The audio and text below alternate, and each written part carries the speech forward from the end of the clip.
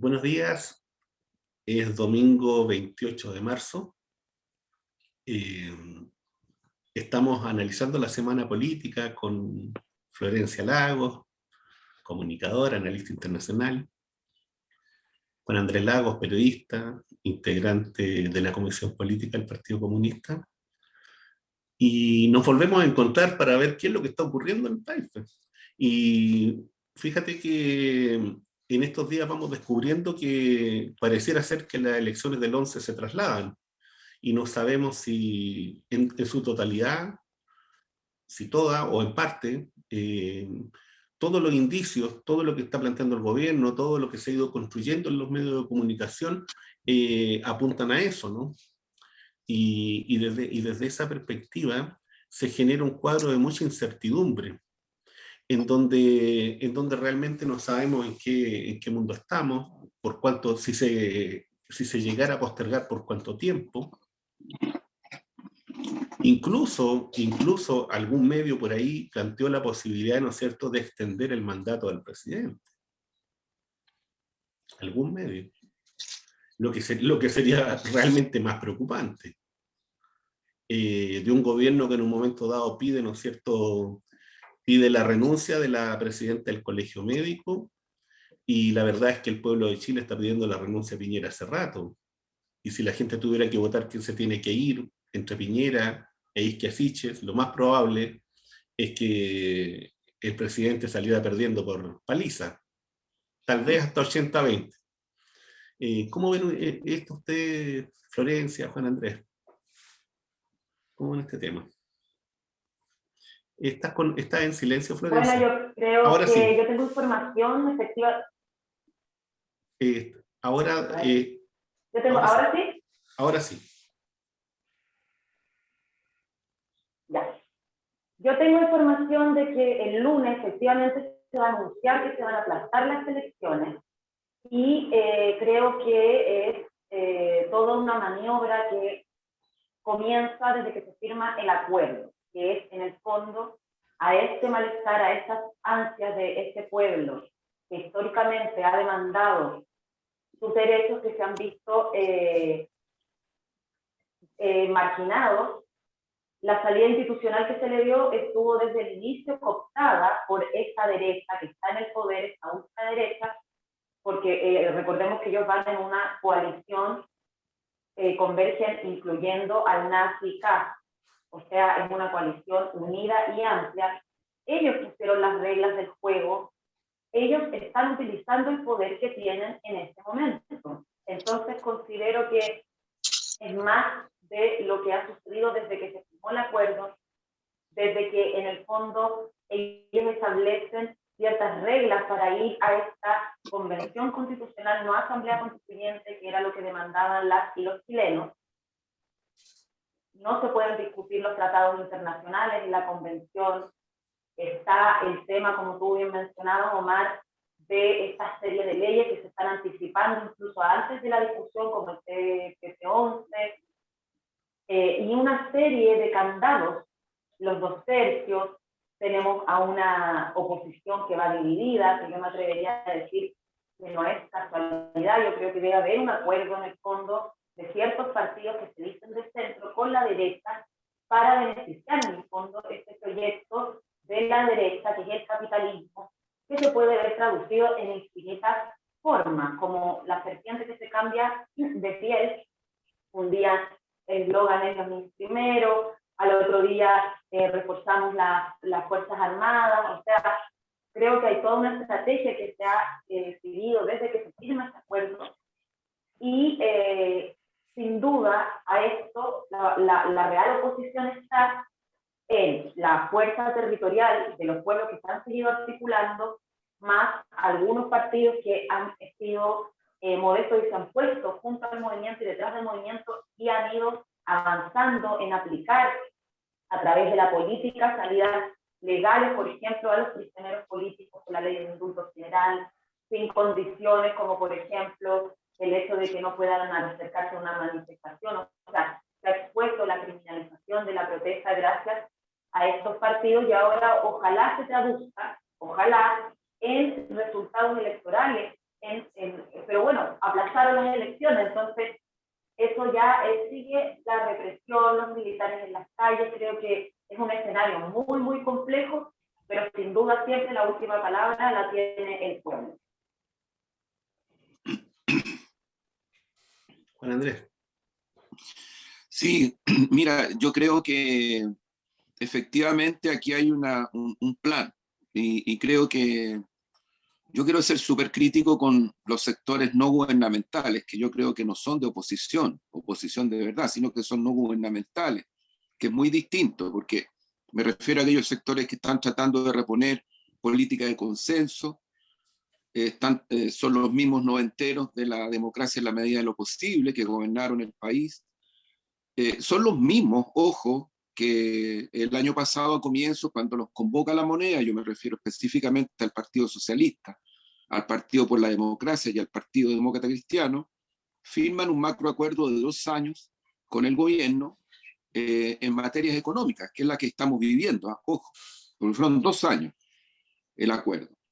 Y de eso nadie habla, porque aquí, para mirar para el techo, hay mucha gente experta, digamos, igual como, por ejemplo, los que firmaron la ley antibarricada, cuyo protocolo está siendo usado y abusado para mantener por meses y meses a prisioneros y prisioneros políticos, para imponerles la prisión preventiva, para levantar montajes, que al final son pocos los tribunales de justicia que han dado efectivamente un paso distante a eso y han establecido que se trata de montaje, pero después de casi años de tener a gente prisionera. Pero bueno, voy a lo que creo que es lo esencial. Este es un plan. Este es un plan efectivamente que está diseñado para ir generando control social, legitimando represión, militarización de la Araucanía, represión en general, fragmentación ciudadana.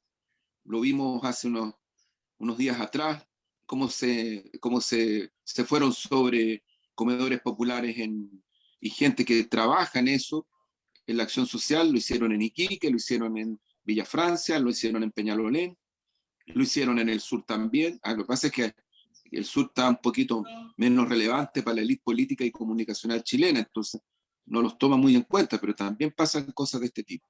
Mucho control, mucha represión social, y yo creo que efectivamente lo que está buscando Piñera es prolongar su mandato para tener más tiempo para hacer lo que hizo Pinochet, que es imponer leyes de amarre. Ya lo está haciendo en el tema de salud, lo está haciendo en el falso sistema previsional, porque aquí no tenemos un sistema previsional, aquí tenemos un sistema de negocio que administra los ahorros de las chilenas y los chilenos, pero no es un sistema de pensiones. AFP no es eso. Leyes de amarre para incluso profundizar más el carácter autoritario y represivo del Estado por sobre la sociedad y el pueblo. Todo eso está cursando. Y yo creo que hay que ser súper categórico respecto de la responsabilidad que tiene el gobierno en la situación de la pandemia en este momento. Porque si hubiera ocurrido en Chile que nadie hubiera dicho, oye, no hagan lo que están haciendo, no den permisos por millones a personas para que se trasladen de un país, de un lugar a otro, incluso saliendo del país, lo hicieron. No abran los retail, lo hicieron. No abran los casinos, lo hicieron. No abran los hoteles, en fin, lo hicieron. Hicieron todo lo que significaba elevar las tasas de ganancia que la Fundación Sol, que yo creo que es de las únicas que nos aporta antecedentes importantes para entender lo que está pasando, ya en enero dejó en evidencia que las tasas de ganancia de los bancos y de las 5 o 6 familias ricachonas que son las que administran la economía de este país, se elevaron las tasas de ganancia en correspondencia a estas medidas que tomaron, porque activaron eso. Yo vuelvo a repetir, aquí hay seguimiento multidisciplinario de la Católica, de la Pontificia, ojo, no estoy hablando de cualquier universidad católica, estoy hablando de la Pontificia, de la Chile y de la Universidad de Concepción, que tienen un equipo multidisciplinario conjunto que desde fines del año pasado está advirtiendo que esta situación iba a ocurrir. Y ocurrió. Advirtieron de que se iban a llenar las camas UCI, se iban a llenar los hospitales. Advirtieron, y hubo voces también, y yo me incluyo, que dijimos, aquí se requieren medidas económicas de reactivación sobre la base de aportar a las familias ingresos estables para que enfrenten la situación. Tampoco lo hicieron y tampoco lo han hecho hasta hoy. Por lo tanto, yo creo de que esto que tapizaron ahora de militares con armas, las calles, ¿qué decir la policía militarizada? Si eso ya están hace rato con armas en las calles. Yo creo que todo esto y la situación de pandemia demuestran que lo que dijo el equipo de la Organización Mundial de la Salud anteayer, que tampoco le han dado mucha bola en Chile, porque aquí somos expertos en las cosas que no calzan, hay una suerte como de disonancia súper fuerte que va más allá del gobierno, ¿eh? Yo creo que incluso se va hacia el lado de la izquierda, como que tenemos un poquito el síndrome de Estocolmo, o sea, esto como que cuando nos interpelan a la unidad nacional y que tenemos que estar todos unidos, como que hay gente que empieza a trastabillar y se pone nerviosa, ¿no? Se pone nerviosita, así como que no quieren estar en el punto de referencia donde suponen de que la mayoría ciudadana les va a dar la espalda, con una calculadora muy electoralista en ese sentido. Pero digo esto porque, mira, ya la OMS señaló de que Chile es el peor ejemplo de cómo se tiene que enfrentar la pandemia generando expectativa y confianza en la vacuna. Y eso fue lo que hizo París y lo sigue haciendo y lo hizo Piñera, y lamentablemente yo discrepo en ese sentido del diagnóstico del colegio médico, porque el colegio médico ahora, en este momento está dando una opinión más crítica, pero hace meses atrás no se escuchaba, esa es la verdad. Y yo creo que se llegó a un punto límite en donde efectivamente las situaciones están decantando como están decantando. Y la posibilidad de postergar la elección es parte de este plan, no es algo ajeno a este plan. Mira, yo tengo aquí, estoy mirando en mi computador, elecciones en 3 días y con bandas horarias. La propuesta de expertos electorales para no postergar los comicios de abril. Y te lo están diciendo expertos electorales de todos los sectores, transversalmente. Obviamente ellos parten del diagnóstico de que la situación pandémica hay que considerarla. Pero tú no ves eso en otras voces, que ciegamente ya les bajó la pasión obtusa, porque una pasión obtusa por postergar las elecciones, y de ahí ya no lo saca nadie porque el 70% según la Academ quiere que se posterguen, en fin, ya se creó el clima. Esto es lo que quiero decir. El clima de manada, lamentablemente el clima de manada hegemónica se te instala y yo veo muy complicado efectivamente el escenario porque en una situación como la que tenemos, desde el punto de vista de una crisis sanitaria real, medidas socioeconómicas que profundizan la crisis, ningún recurso importante, significativo, a los centros hospitalarios, a la atención primaria. Se están obviando medidas de emergencia como el ingreso universal. Yo creo que estamos en una situación extraordinariamente compleja, pero creo que aquí, una vez más, como pasó el año pasado, lo único que puede hacer cambiar esto es la presión social.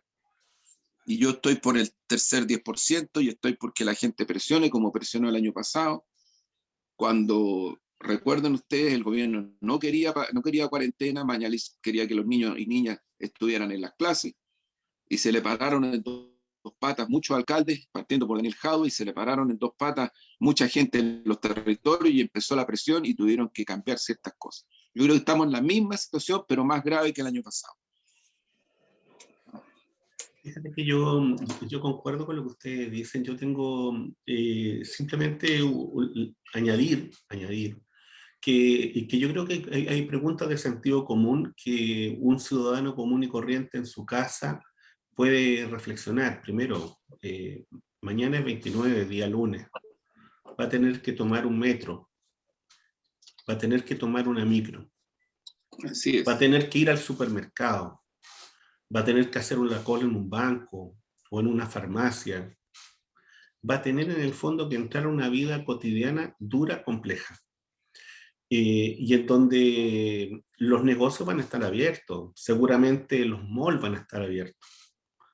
Y sin embargo, nos están diciendo de que es más peligroso ir a votar. de que es más peligroso tomar la decisión de levantarse y con un lápiz y un papelito decidir los destinos de Chile. Eso es lo que nos están diciendo.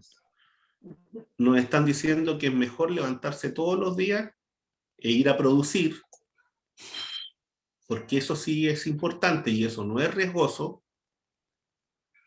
eso no tiene gran incidencia, pero votar sí. Y yo creo que esa es la pregunta de fondo. Y esa es la pregunta de fondo que tendrán que responder, ¿no es cierto?, los que tienen la capacidad y el liderazgo político. Esa es la pregunta que tienen que responder los que quieren ser candidatos presidenciales. Esa es la pregunta que tienen que responder los que quieren y están, ¿no es cierto?, en el proceso de ser candidatos constituyentes. Esa es la claridad que se tiene que establecer a la ciudadanía, a la persona, insisto, a la persona común y corriente que tiene que venir, salir y sobrevivir en estas condiciones.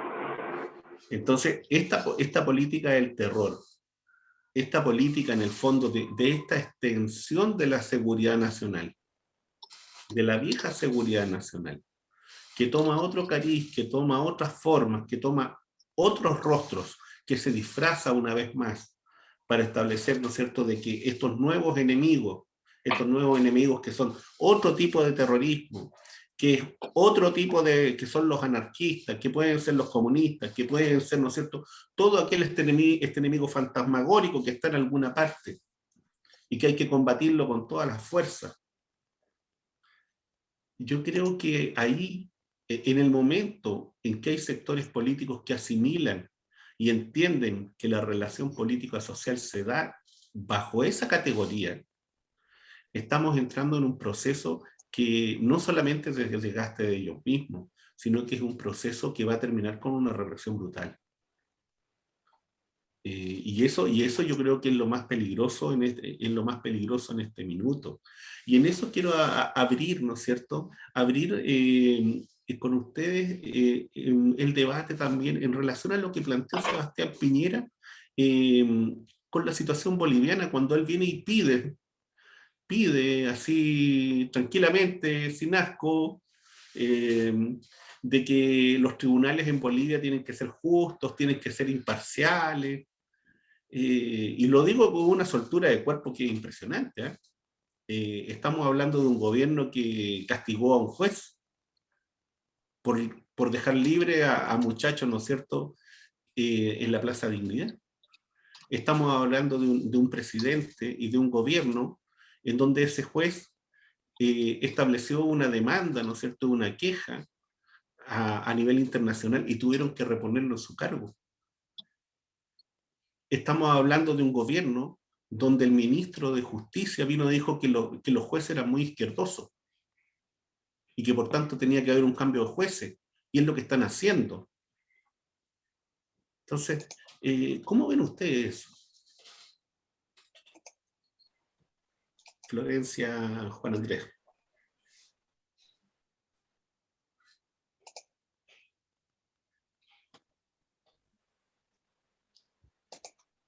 Florencia. No te escucho, Florencia. No se escucha, no sé por qué. Bueno, yo creo que entre dictadores se defienden. Creo que Piñera tiene miedo de lo que le pudiera ocurrir a él, si realmente...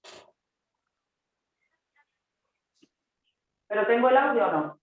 Ahora sí tienes ahora audio. sí. ¿Ahora sí? Sí, se escucha de repente un poquito cortado, pero sí. Bueno, sí. creo que a Piñera lo que le da miedo es lo que le pudiera ocurrir a él si realmente la justicia existiera en Chile.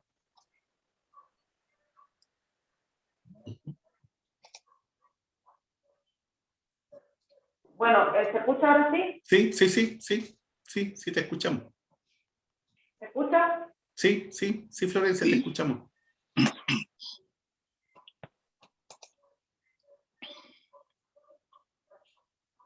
¿Se escucha? Se corta, se tiende a cortar. Bueno, yo creo que a Piñera lo que le da miedo con respecto a Bolivia es lo que le pudiera ocurrir a él si realmente la justicia existiera en Chile, porque en realidad así...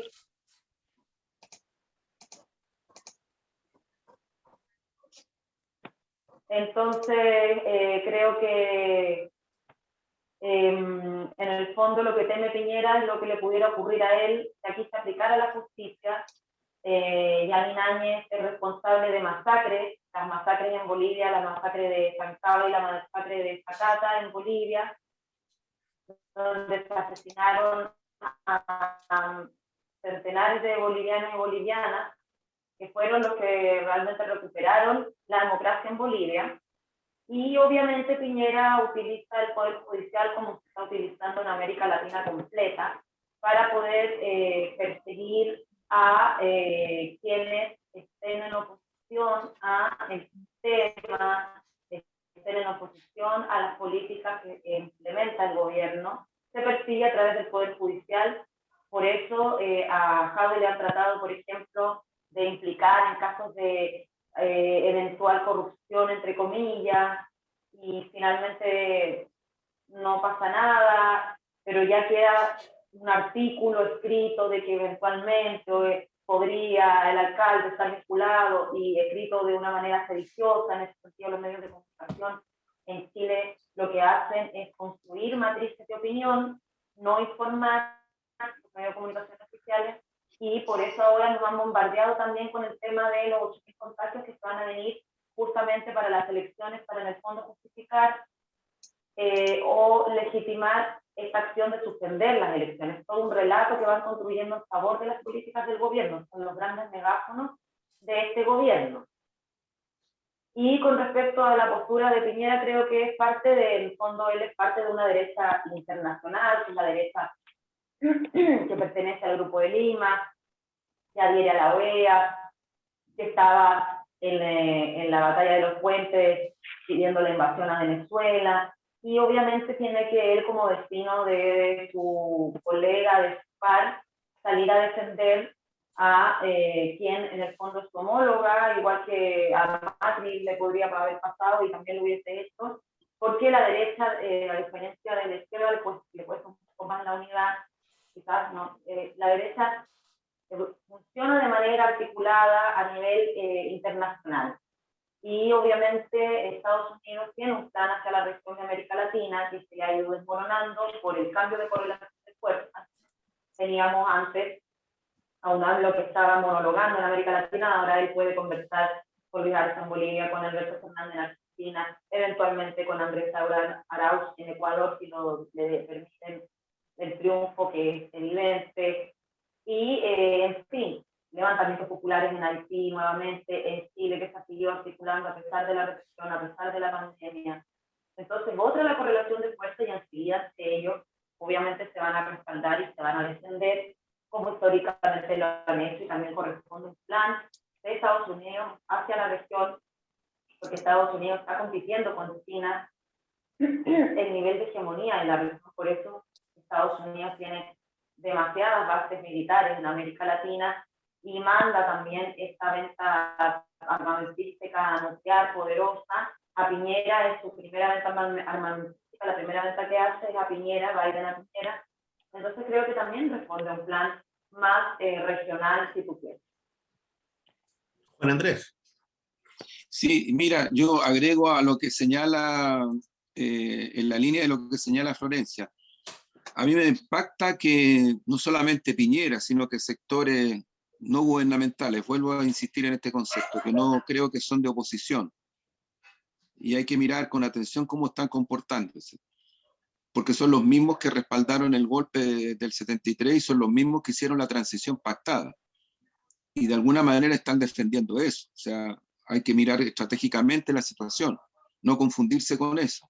Porque de repente hay más que confusión, como hasta una ingenuidad política, a mí me parece compleja. Pero digo esto porque efectivamente ya se están preparando presentaciones de acusación en tribunales internacionales basándose en el derecho internacional a Piñera y a otros más. Por todo lo que ha ocurrido en Chile en cuanto a represión, hay prácticamente todos los organismos internacionales de derechos humanos han ratificado que en Chile se han violado los derechos humanos de primera, segunda y tercera generación en este periodo, en esta etapa. Pero también hay otros antecedentes, lo que señala un golpe de Estado. Un golpe de Estado que buscaron al presidente electo para matarlo, a Evo Morales. Y el gobierno de México y el gobierno de Argentina hicieron sentir todo su peso para evitar aquello. Lo tuvieron que sacar como si fuera un prófugo. Y se fue a exiliar. Estuvo en Bolivia, perdón, estuvo en México, después estuvo en Argentina. Y después puede volver. Pero masacraron a decenas y decenas de personas, mataron a decenas y decenas de personas. Y aquí hay medios de comunicación no solamente del gobierno, sino que también de otros sectores, como la democracia cristiana, que están cuestionando que en Bolivia hubo un golpe de Estado y una masacre, que lo ponen en duda y hablan de la señora esta mujer golpista y criminal como si fuera una gobernante y una estadista. Meses antes de que se produjera el golpe, la hija de Trump, que es una activista tremenda desde el punto de vista de la intervención en la política, estuvo en Bolivia junto con la gente de la CIA y militares norteamericanos. Y se fueron a instalar a la zona donde todavía en Bolivia el peso de la élite rancia boliviana es fuerte. Ahí se fueron a instalar, ahí prepararon el golpe, ahí le pagaron mucha plata a los jefes de la policía boliviana, mucha plata a los jefes de la policía, del ejército boliviano, mucha plata. Ocurre que ahora más de 10 jefes policiales de Bolivia, ¿saben dónde están escondidos? En Estados Unidos, pues. Pero aquí Radio Cooperativa y otros medios no dicen nada, no dicen nada. Entonces ponen el acento en que Bolivia reclama por la injerencia norteamericana, por la injerencia de Chile, por las declaraciones de Piñera y por la injerencia de otros gobiernos pro golpes, porque cuando fueron a la frontera de Colombia con Venezuela y fue Piñera, lo que estaban buscando era una intervención militar que desestabilizara el gobierno popular democrático de Nicolás Maduro. Entonces yo creo que a mí me parece que en ese sentido efectivamente Piñera está tratando de arrancar para adelante, pero a la vez se le está desarmando el Grupo de Lima. Con la salida de Argentina del Grupo de Lima, que es inspirado por, entre otros, por Heraldo Muñoz, y hay que decirlo porque así, cuando era canciller, ¿no? Aparece esta iniciativa del Grupo de Lima, que inicialmente se suponía que buscaba fortalecer la mesa de diálogo que había en Venezuela, y luego se transforma rápidamente en lo que fue después, que fue un grupo de gobiernos golpistas, porque se han venido desplomando como se están desplomando. Se desplomó el gobierno peruano, se desplomó toda la autorreferencia que tenía el gobierno boliviano con la criminal golpista que ahora está siendo procesada. Y aquí se está desplomando Piñera. Bolsonaro, que yo creo que ha llevado a su país, a su pueblo, a una situación terrible, terrible, una crisis humanitaria salvaje, pero que además tiene alerta a todo el mundo, porque ocurre de que como Bolsonaro tiene fronteras abiertas y como le da lo mismo que muera y muera gente, ahora la llamada variante brasileña se está trasladando a otros países y ya llegó a Chile. De eso Piñera no dice nada. Entonces creo de que en este cuadro de desplome, pero desplome porque, a ver, porque la valentía, el coraje del pueblo boliviano así lo ha logrado. También recuerden ustedes las protestas en el Perú, recuerden ustedes, las protestas del pueblo chileno, no las élites políticas, no las élites políticas, han sido los pueblos los que han ido revirtiendo esta situación. Pero creo que hay que estar muy alerta porque yo creo que efectivamente lo que señala Florencia es, yo creo que es totalmente real. O sea, Piñera ya tiene medido de que el momento en que el tipo salga por acusación constitucional, que yo creo que eso es lo que hay que hacer en Chile, o sea, porque se le acaba su mandato, los procesos en contra de Piñera en Chile, que ya hay varios, y en tribunales internacionales van a ser dinamizados fuertemente. Y se está protegiendo y está blindando, así como está blindando todo el sistema de salud privado, el sistema de pensiones privado, está todo lo está blindando.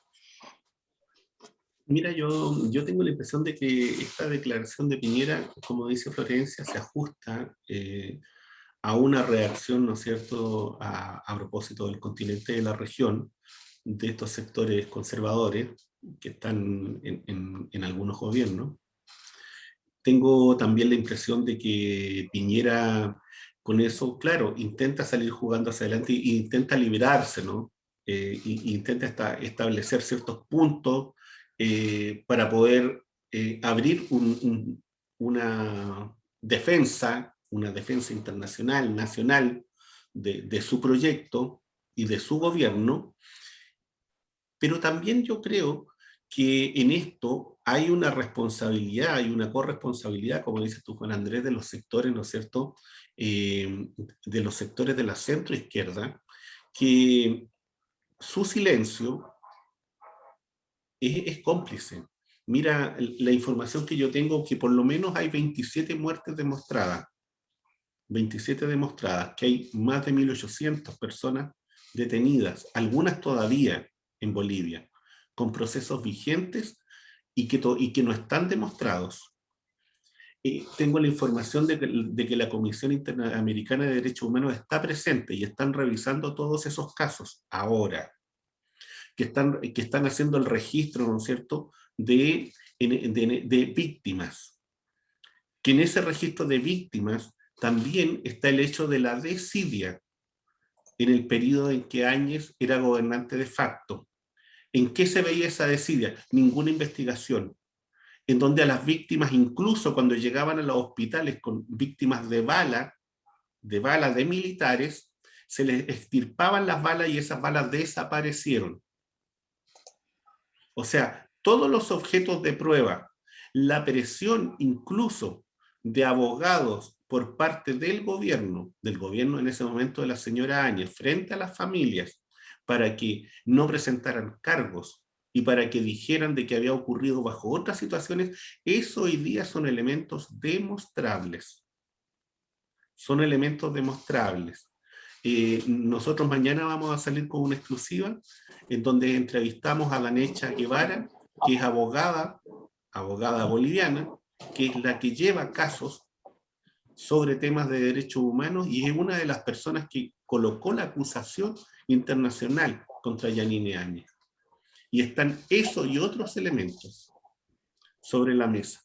Entonces yo creo que la responsabilidad de los sectores de la centroizquierda, en el sentido de no ver, no dimensionar que en la medida que esas situaciones de violación de derechos humanos, de abuso increíble, al estilo de los 70, al estilo del Plan Cóndor, si no hay una reacción de quiénes son los que se dicen que son demócratas, bueno, eso también puede instalarse en Chile, y de hecho ya se ha instalado.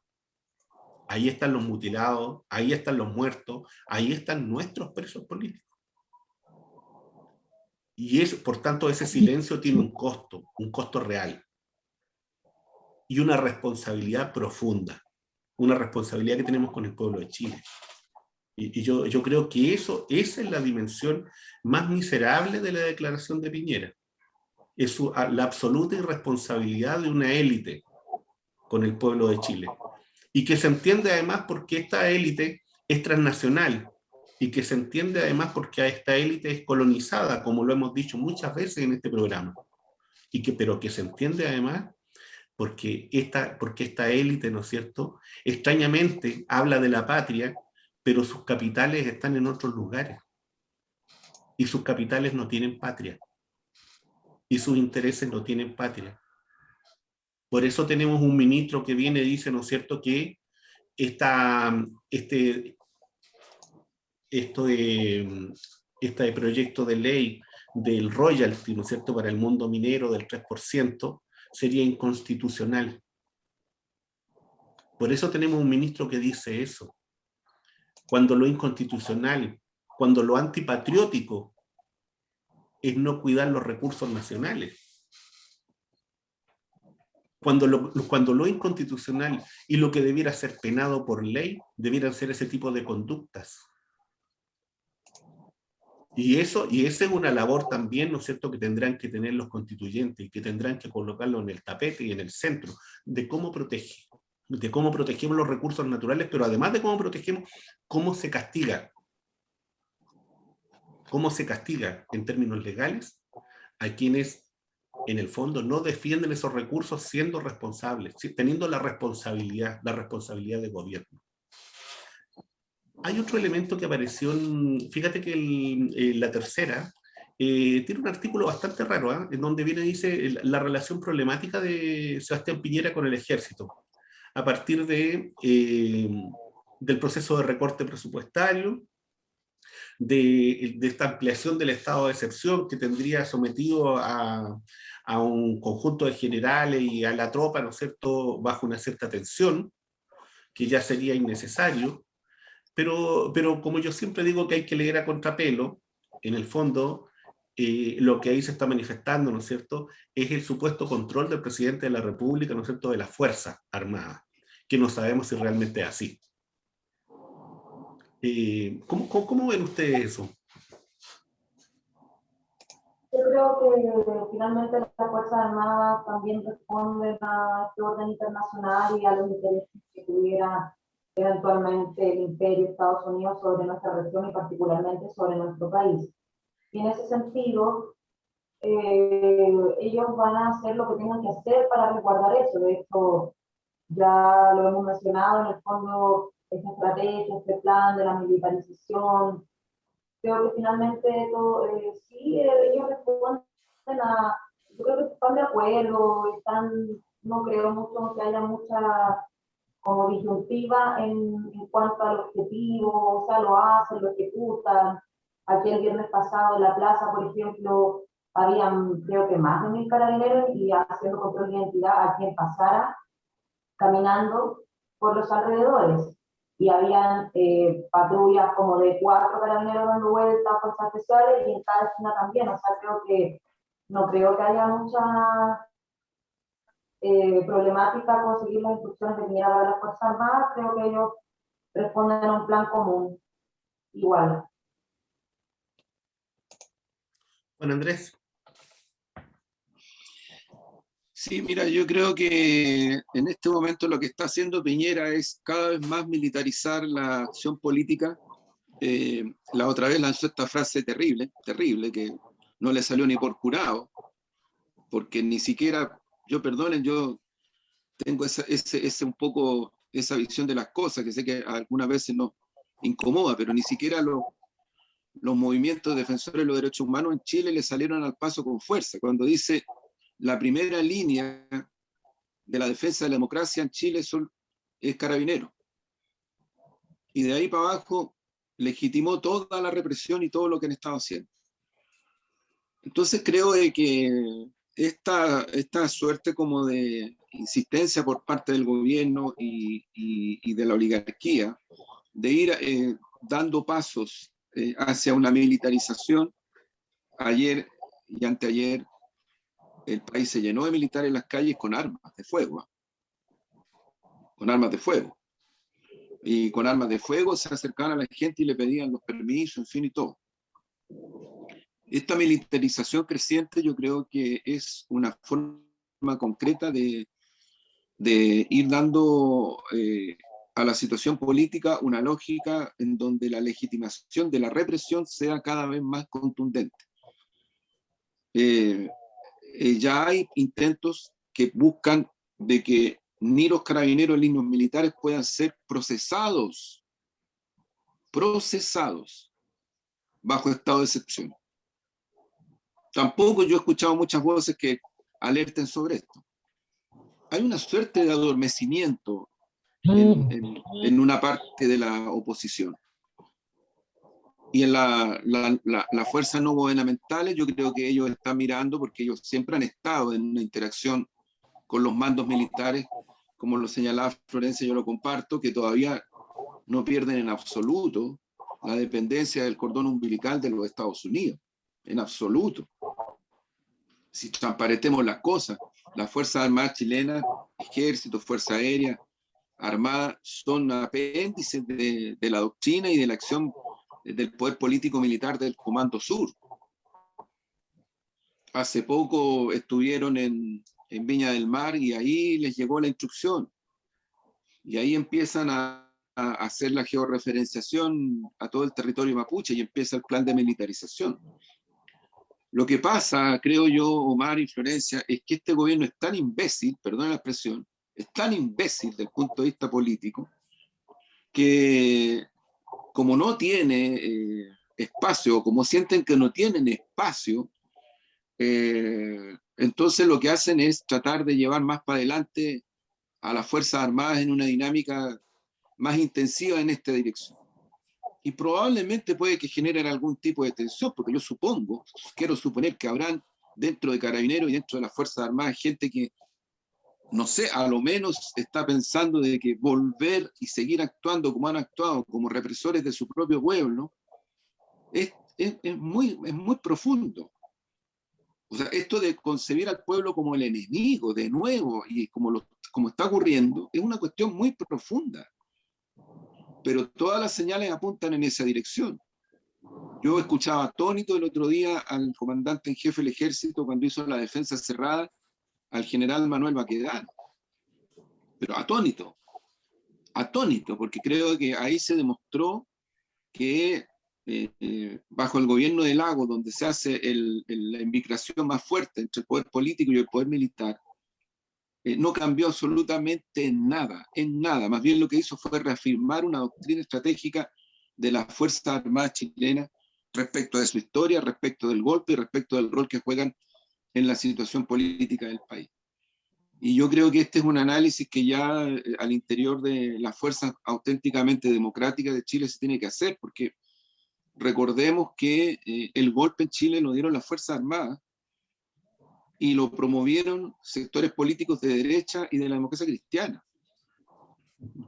Y yo no he escuchado, sinceramente, obviamente la derecha, pero tampoco de la democracia cristiana, una autocrítica estratégica de fondo a lo que sí, ahí se hizo. Más bien, lo que hace el gobierno de Elwin es abrirle las manos y decirle, nos necesitamos a ustedes para esta transición.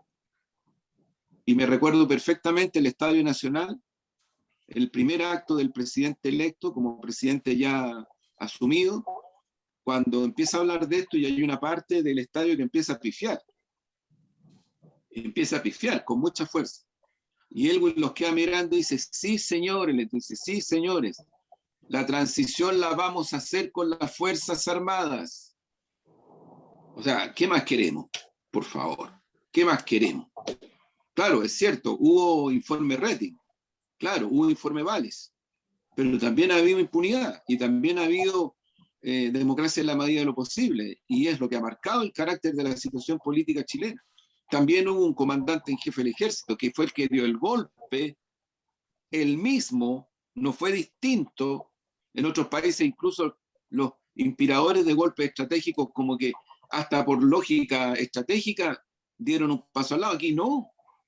Aquí Pinochet se mantiene como comandante en jefe del ejército. Y luego le hacen una reforma a la Constitución y se transforma en senador vitalicio, pues. Y cuando se muere le rinden honores en la escuela militar. Ahí le rindieron honores, como es jefe de Estado y como es comandante en jefe del ejército. O sea, ¿qué más queremos? A ver, no sé, ¿qué más queremos? Yo francamente, más que a la derecha o la oligarquía, le preguntaría a la élite política progresista, entre comillas, ¿qué más queremos? Para entender cuál es el carácter real del proceso que estamos viviendo y cuál es el rol que peligrosamente este gobierno está estimulando para que las Fuerzas Armadas se sigan involucrando en situaciones represivas contra el pueblo chileno. Mira, yo añadiría a eso un elemento que entrega Patricio Béjar en la conversación que tuvimos hace un par de días atrás, cuando él viene y dice de que el ejército chileno, las Fuerzas Armadas chilenas, son a nivel continental los segundos, después de Colombia, que siguen mandando a sus oficiales a formarse en la Escuela de las Américas. Y eso se vino dando durante toda la transición. Y cuando una organización de nivel internacional que se fundó para el cierre de la Escuela de las Américas tuvo algunas conversaciones con algunos ministros de defensa en Chile, ministros de defensa bajo los gobiernos de la Concertación, se les respondió que ellos no tenían ninguna autoridad sobre eso. que no tenía ninguna potestad, que el ministro de Defensa no tenía ninguna potestad sobre las ramas de las Fuerzas Armadas para ver dónde formaban sus oficiales. O sea, el Estado de Chile no tiene potestad sobre las Fuerzas Armadas, sobre cómo, dónde se forman y bajo qué criterios se forman nuestros militares. Y ese es un problema de fondo, porque ahí estamos en un problema de una colonialidad que es más profunda todavía, porque esta dependencia del Comando Sur no solamente es una dependencia militarizada y de orden y mando, sino que también es una dependencia, ¿no es cierto?, desde la formación y desde los modos de pensamiento de nuestros militares. Y en donde dentro de esa dependencia también se llega a situaciones, ¿no es cierto?, donde la Escuela de las Américas siquiera tiene algún rasgo, tiene algún rasgo de, llamémoslo muy entre comillas, excelencia, pero resulta que ahora Carabineros y a otros los mandan a estudiar con los colombianos. O sea, la decadencia dentro de la excelencia, incluso dentro de ellos. Entonces, y eso tampoco genera un cuestionamiento dentro de los sectores, ¿no es cierto?, que nosotros llamamos de la centroizquierda. Eso tampoco genera un llamado de atención a tener carabineros y a tener militares que se forman con el ejército colombiano, con la policía colombiana, que es la más criminal del continente. Y no lo digo yo, lo dicen los informes internacionales. Entonces si nosotros, insisto, no colocamos estos puntos en el centro, porque son puntos esenciales para la construcción de un Estado democrático, estamos en problemas, y estamos en problemas muy serios. Y esas son las deficiencias que se han venido arrastrando y que la vieja concertación no ha querido asumir, ni ha querido, ¿no es cierto?, tocar. Han sido como puntos en blanco, como puntos vacíos, que no solamente tienen que ver con la concertación, porque evidentemente que hay otros gobiernos que han tenido también esas dimensiones de vacío. Si no, preguntémosle a Evo, y si no, preguntémosle a Lula. ¿No es cierto? Entonces son situaciones que son complejas y que las fuerzas que quieren venir y hacer un cambio tienen que ver cómo asumen esto y cómo lo tomamos el toro por las astas, como se dice. Les dejo último minuto para que puedan venir y, bueno, si quieren despedirse o colocar algún tema que ustedes consideren que falta y que es necesario tocarlo. Florencia. Gracias. Creo que hay que tocar el tema del periodista Iván Núñez con el equipo de TVN, que fue agredido llegando a la Araucanía. Él había tenido una reunión con Yaitul para ponerse de acuerdo en una entrevista que le iba a hacer. Y bueno, todo no se puede aventurar a decir que fue un montaje ni nada, o sea, que es un montaje sin pruebas, pero todo indica ser que pudiera ser otra autotentado de parte de esta fuerza irregular que tiene el gobierno, que es APRA, que opera en la Araucanía, y denunciar esas operaciones, maniobras al estilo de lo que ocurrió con Catrillanca también, que tapan en el fondo este gran caso de corrupción, que es el caso de los intereses que tiene Piñera en los casinos de Enjoy, cómo lo salvó. Entonces creo que se suma al estado de cosas tan graves que estamos viviendo. Eso. Gracias, Florencia. Juan Andrés. Mira, yo solo agregar el hecho de que esto de la relación con la tríada, más que tríada, la relación imperialismo norteamericano, su doctrina militar, el papel de los gobiernos reaccionarios de Colombia y el narcotráfico, y los gobiernos derechistas de Chile, y no solo con los gobiernos derechistas, no solo ellos, esto viene de tiempo. En el primer gobierno de Piñera, antes de que asumiera, Piñera viajó a Colombia cuando Uribe era presidente. Uribe está acusado en tribunales norteamericanos de narcotraficante. Está acusado en este momento. Es un tipo que anda escapando y se las arregla, pero es un narcotraficante de primer nivel. al nivel de Pablo Escobar. Antes de asumir, Piñera viajó a Colombia con Alamán y con Espino, y se reunieron con Uribe, y se reunieron con generales del ejército colombiano, y también con gente norteamericana, que obviamente en esas reuniones aparecían anónimos, nunca se supo. Y volvieron a Chile con un plan que vuelven ahora a reinstalar en la Araucanía. Ese es el plan que le llaman de doctrina democrática, que en el fondo es generar conflictos militares en la región para establecer un dominio y una hegemonía estratégica mayor. Es lo que están haciendo en la frontera con Venezuela, por ejemplo. Y es lo que están haciendo aquí. Entonces creo que efectivamente el tema lo tenemos totalmente instalado dentro de Chile. Yo no tengo duda de que este exocet o esta intentona que hace Piñera de generar la tensión con Bolivia apunta en esta misma dirección. No tengo ninguna duda. Yo creo que todo por desestabilizar procesos populares y de izquierda como el boliviano. Van a hacer todo.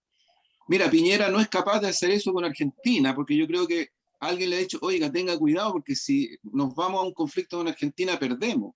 Perdemos económicamente, perdemos militarmente, perdemos políticamente, perdemos. A lo mejor alguien le dijo, oiga, tenga cuidado, no se meta para allá, métase para Bolivia. Tensiones Bolivia, tensiones Perú. Y eso es lo que está haciendo. Eso es lo que está haciendo. En el tema de migraciones también está haciendo lo mismo. Acaba de morir otra persona en Ollagüe, un venezolano, si no me equivoco, de 30 y tantos años, porque los tienen abandonados, ¿no? Y los tienen abandonados en territorio chileno para generar tensión. El gobierno boliviano ha pedido más de una vez mayor coordinación con el gobierno chileno para tratar el tema de las migraciones, porque la gente que viene de otras partes pasa también por Bolivia. Entonces también es un problema internacional, intranaciones, que se podría tratar en el contexto de UNASUR, que el gobierno de Piñera echó abajo. En el contexto de UNASUR están todas las herramientas, todos los protocolos para avanzar concretamente en enfrentar este tipo de situaciones. Están ya, ¿no? Eso se hizo bajo el gobierno de la nueva mayoría y el gobierno de Bolivia, de Evo Morales. Se hicieron muchas cosas. Cristina Fernández, Argentina, en fin. Obviamente Maduro, Nicolás Maduro en Venezuela, eso estaba cursando.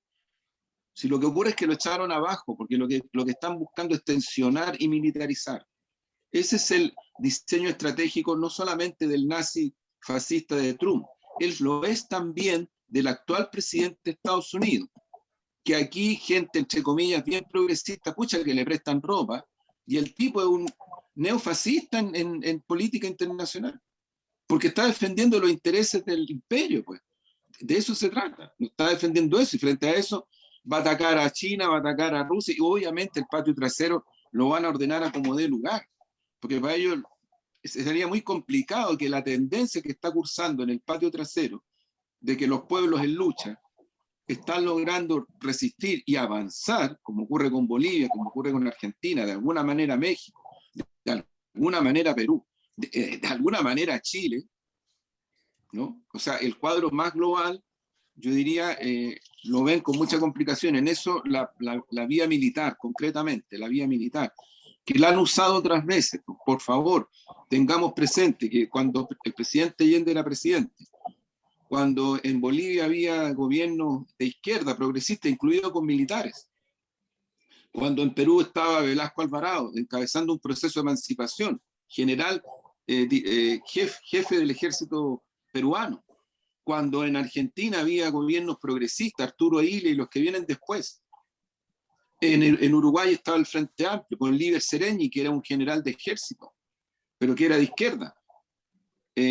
Cuando todo esto ocurría, cuando en Centroamérica avanzaban los procesos emancipadores, ¿qué hizo en Brasil lo mismo? ¿Qué hizo Estados Unidos? Impuso golpe de Estado e impuso dictaduras. Eso fue lo que hizo. Impuso dictadura fascista en toda la región. En toda la región. Entonces creo que también tenemos que mirar los escenarios probables, más que probables, los escenarios posibles, para saber también qué vamos a hacer y cómo tenemos que defender estos procesos. Bolivia ha dado un ejemplo notable de cómo se defienden los procesos. Porque resistieron, porque salieron a las calles, porque dieron la pelea y porque además impusieron una elección y la ganaron con un porcentaje mayor a la elección anterior. Por lo tanto, tienen todavía más legitimidad desde el punto de vista electoral. Me pasé, pero ahí me No, quedo. no te preocupes. Mira, yo quisiera decir de que hay una declaración que hoy día se publica en Crónica Digital, en donde organizaciones sociales y culturales, entre ellas la Sociedad de Escritores de Chile, el organismo al que humildemente pertenezco. Tú nos debes un poema. Hoy día está difícil. Hoy día está difícil.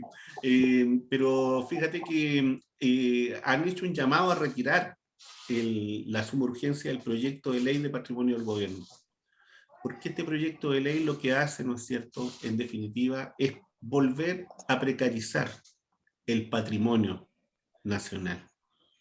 Colocar en peligro los barrios tradicionales. Colocar en peligro nuestro patrimonio.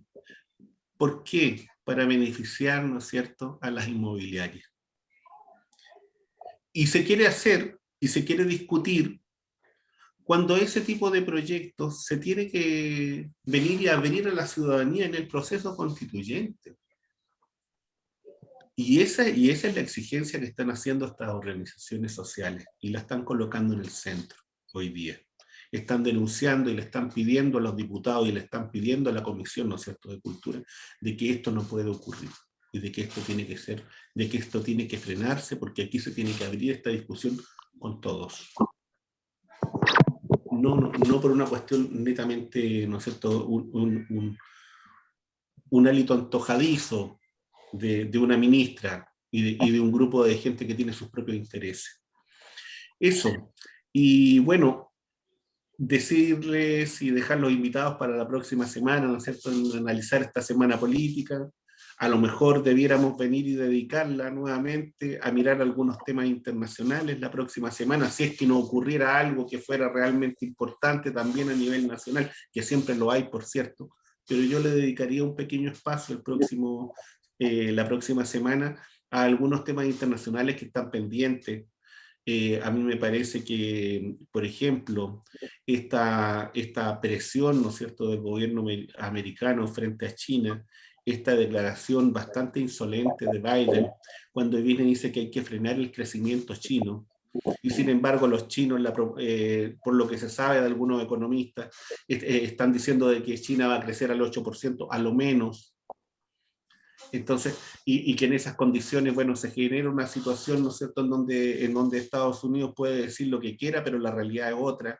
Son situaciones que tenemos que abordar, que tenemos que definir, en donde también, ¿no es cierto?, Francia, a través de Macron, dice de que la vacuna rusa y la vacuna china, en definitiva, es una herramienta militar. Y esa declaración es muy grave para países, ¿no es cierto?, que están peleando entre ellos por las vacunas, que están dando el más triste de todos los espectáculos. Yo creo que eso amerita que nosotros tengamos un programa en donde le dediquemos un espacio de tiempo a este y a otros temas. Bien. Ya pues, que estén muy Muy bien, de un acuerdo. saludo, un abrazo. Un saludo, Mar. Un saludo, Un abrazo. Florencia. Un Chao, abrazo. Florencia, chao, Juan Andrés, Chao, que estén chao. muy bien. Nos vemos la próxima semana. Te tengo la credencial, Florencia.